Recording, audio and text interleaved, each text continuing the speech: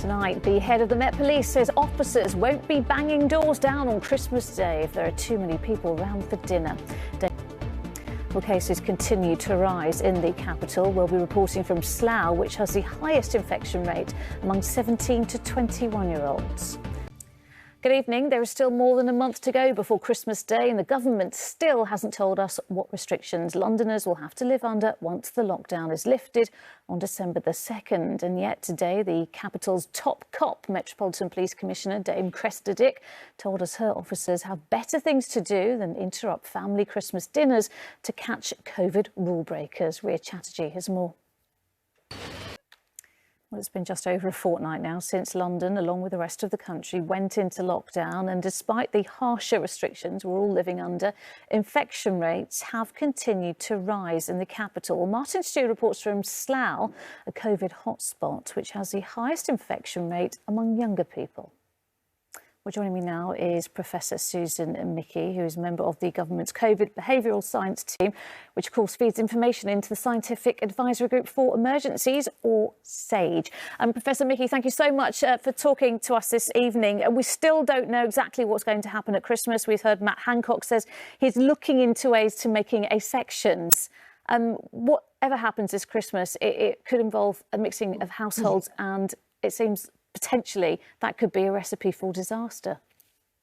Talk to you about those figures in Slough, which are particularly worrying. We're seeing an uptick in the number of young people who are getting infected. Now, if they're not listening and complying with the rules at the moment, what's it going to be like at Christmas if restrictions are lifted?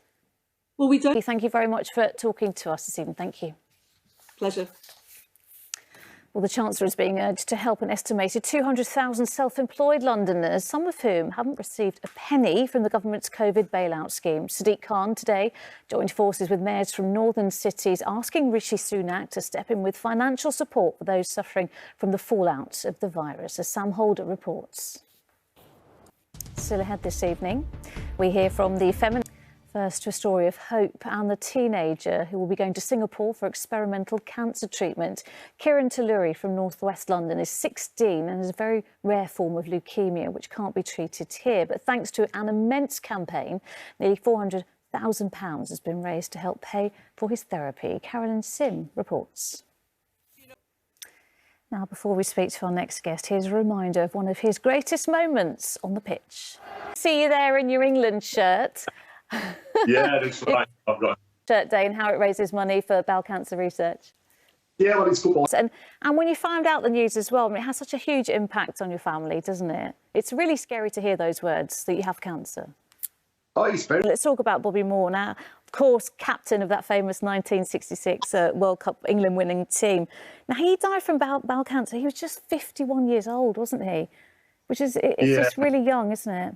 You know, and I think that's... Importantly, since Bobby's death, mortality rates for bowel cancer down by 30%, which just shows the research, it makes such a difference, doesn't it? Yeah. Thank you so much for looking so great in your shirt. Thank you. Now, they set out to cause as much disruption as possible at the Miss World competition in the capital exactly 50 years ago. Flower, smoke bombs and even rotten fruit were thrown by women's rights protesters at the Royal Albert Hall in 1970.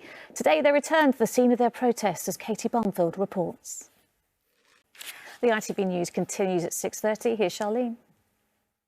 All right, weather now. Here's Aisling. And finally this evening, to a musical legend who pioneered a genre.